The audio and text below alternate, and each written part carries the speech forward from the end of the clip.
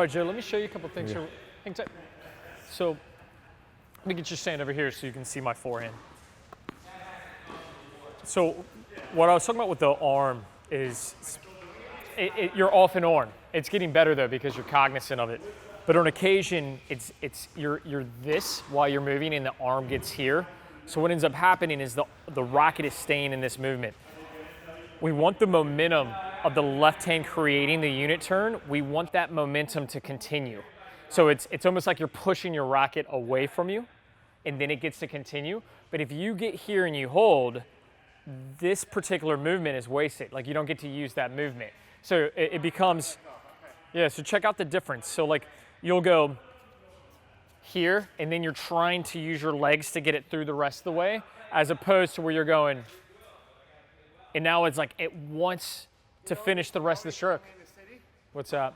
Told me to stop taking it back too far. Well, I was doing that and I was letting it go. Yeah. And he said hold the racket, don't let it go back so much. So I'll tell you what he's, so you can hit more in front. Yep, so I'll decipher what he's saying. So what he's telling you about not taking the racket too far back is he doesn't want you in a situation where you're here and then you're holding it back here, because it's the same difference.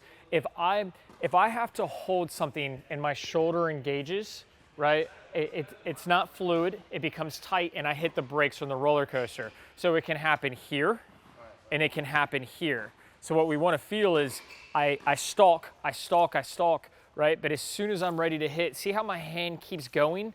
But then the racket keeps moving as it's ready to leave my hand. You want to keep that yeah. So let me show you what it looks like on film. See what I'm doing here. Hold on, come over here. Was I doing Make sure that Kenny last can time? see. I don't think so, right? Yeah, well, I'll show you. So check it out. A little bit, but it's like Scott's picking up pace. Yeah, right? So it's like now it's much more present because you're being forced into prep. So here's what we're talking about is with this particular ball, this ball comes in hot, right? So as it comes in super deep. So I'm off the racket. Yeah, well, so here you really wanted to try to set your feet earlier, but just watch. Pushing me back on that shot, right? Yep.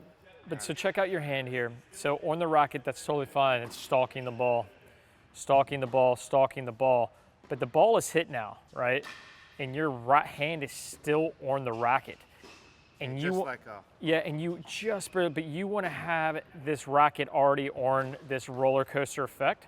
So as this ball comes in, yeah.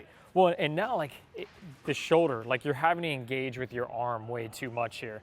So the ball pushes through you and you have to kind of arm it. Yeah. Now watch these next couple. So here, oh my God, I'm on it ball's, so long. Well, no, this is better. The ball's not even in the screen here. Yeah, well, if I can get off quick enough.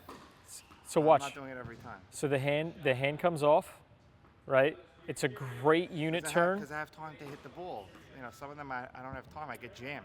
Well, because of the deep ball, yeah, it was a difficult ball. But what, your hands have to separate even faster on a deeper ball, right? So here, this is what we want to see. Is now this is a good position, and I'll just play it in slow-mo. You can see that the racket stays in motion. Right, it never slows down. No one ever hits the brakes on you. So look at how good the contact is. Way out in front. And this is what I'm looking for. Does your racket tip face out? Sure does. Is that good? It's fantastic. That's what we want to see on the forehand. That's the swing path. All right, so here, another ball, like not super deep, but funky, right? You separate the hands and realize that you've got to get the racket moving. Hands separate. Contact out in front. And that's the position I want to see. Right, so if we really zoom in on this, when we talk about the windshield wiper finish, it's that contact, and then the racket tip should face out to the court, and then it comes around to the follow through. All right, but so a lot of times when we talk about like good contact and good timing, right? You have to have the racket moving. So when the ball gets deeper, you've got to be here faster. You've got to get the racket moving. Don't hang on to it quite so long. Got it. Let go quick.